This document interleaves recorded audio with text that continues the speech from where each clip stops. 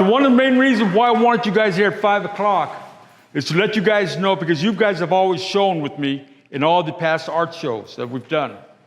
This is my last one. From here on in, the person that's going to take my spot will be James, but I'm not going to be curating or organizing any more shows. I have accepted a position to teach with Anaheim Unified School District for a 10-month program, that's the federal program, and it's going to be teaching artwork. And so I'll be doing that, concentrating on that. And I also have some art pieces I need to get finished and get done. Thank you, and thank you very much for presenting Santa Ana College. They have done this with me, worked with me, and one of the things is they have given me the carte blanche to bring in the artists and to set up. And this is why I love these shows, because we have quality artwork. Hi, I'm Isabella Mora. I'm from Colombia and I'm in this art exposition at Santa Ana. I'm really excited about this because I'm a young artist. I'm trying to grow in my technique and my creativity. So coming over to these big expositions is really nice because I can see different artists and talk to them and just share ideas. And I think it's pretty interesting how each story is different and each story affects the art of the person. So interesting just to see how creativity and art can come from one person. It's just inspiring because I really want to grow in my artistic way to see the world. And sometimes just seeing people share their stories, their culture to the world. So yeah, I'm so thankful for being here, just to see what everyone can do. Thank you for inviting me to this. Hi, my name is Kaylee Ian, and I wanted to talk about this painting. I think that it is very inspirational. It's sitting on top of the world, and he's always taking everybody's pain in, and he's feeling what others are feeling. Hi, my name is Wendy Patlin, and I like art. I like focusing on realism with charcoal. And I go to Catella High School. I've gotten first place for district. I've taken art classes at Cal State Fullerton University for 3 semesters. And I plan to do realism in college and university and get into animation in the future. I think it's very beautiful and it's very creative that it's done on cloth. And just how talented the artist is by using ink as such a hard medium. It's very beautiful. All right. And this oil heist piece is my absolute favorite. The artist is incredibly talented and just did a beautiful job. Love it. Crazy things, and it's I guess you could say my outlet, to everything that's around me. And then on the other side you have the devil, and then the oranges to represent Orange County, and it's basically that represents, everything that happens in the neighborhood and that goes on in the neighborhood, So it's basically I don't know, a little message of my life and what I've gone through growing up as a Chicana in Santa Ana. Michelle, but I go by Pinchi Michi. It's my artist name. And my piece that I wanted to work for the Veteranos de Arte is Frank Martinez. And Frank, he's from the San Fernando Valley. Learning about his story and what kind of artist he was, and he was an amazing artist, pioneer of the Chicano art before it was even a thing. So he was painting Chicano theme artwork, Mexican American heritage culture, like in the 50s, late 40s, 60s, you know, so he did a lot of great murals. They're all over Los Angeles. I know right now at the Catedral in downtown Los Angeles, there's a big, beautiful painting that he painted. Once you go in there, there's a big painting. People can see that's his work. He did a big mural for Telacu. It's in East LA, and it's on the outside of the building. He did some work for the 1984 Olympics here in Los Angeles. So he also did a mural for the Smithsonian in the 70s. So he did a lot of great, important work for the community, and I just wanted to kind of pay my respects to him as an artist. So this is his portrait. In the background, he had a lot of different styles, but most of these are like pieces that I took from some of his different paintings. And these are some of his artworks. And I put 4 stars because he also was a veteran. He served in the World War II for, the Normandy, invasion of Normandy in France. Pretty easy to find, Pinchi Michi Art. I have a website. You want to go into my Instagram. I am Carlos Callejo, and I'm an artist. My recognition is more in the public art arena. I do a lot of public art, a lot of murals, tile, that kind of stuff. And you were asking me about this. I mean, this painting was actually like a hobby. I started doing things and come up with things. I didn't like the painting, so I kind of changed it around. Carlos Callejo, Callejo. Muy buenas tardes, aquí estamos. Este es mi favorito foto o pintura, Emiliano Zapata. Muy vibrante, mucho color. Es lo que significa nuestra cultura. Los hispanos, nosotros mexicanos, es lo que nos gusta, mucho color. It's a very, very vibrant picture, very beautiful. It says a lot in the picture. You can see all the colors or what a culture is about, and it's a beautiful picture. You know, very Emiliano Zapata. He's one of the very iconic. My name is James Rocha, aka Rocha Roach. This is my art piece, the Eternal Monad for Los Veteranos de Arte.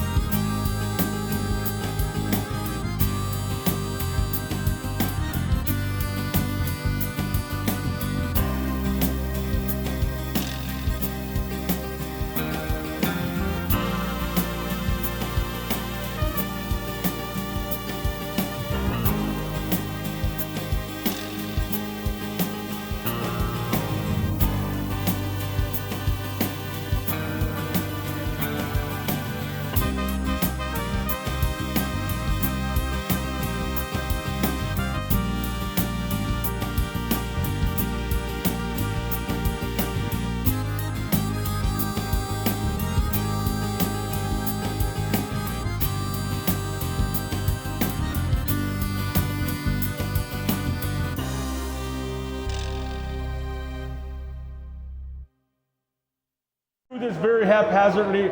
I'm very unstatus quo. Just whatever. This is beautiful. Well, this is one of my shows. This is, I can't remember her name.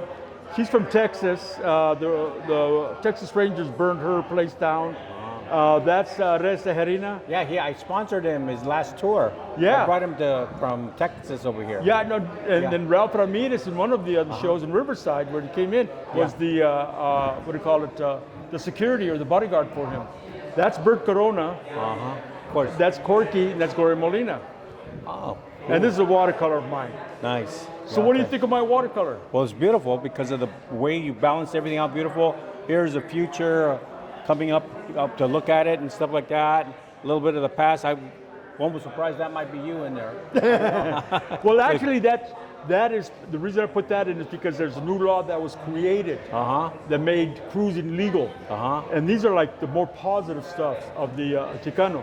And see, you have the United Farm Workers, Hernandez, the astronaut that went into space. Yeah, of course, I used to work for NASA. Oh. I was a graphic designer at the Jet Propulsion Laboratory. Oh, did you? Yeah, exactly. But you know how some people have that flag, the yellow one that says "Don't tread on me"? Yeah.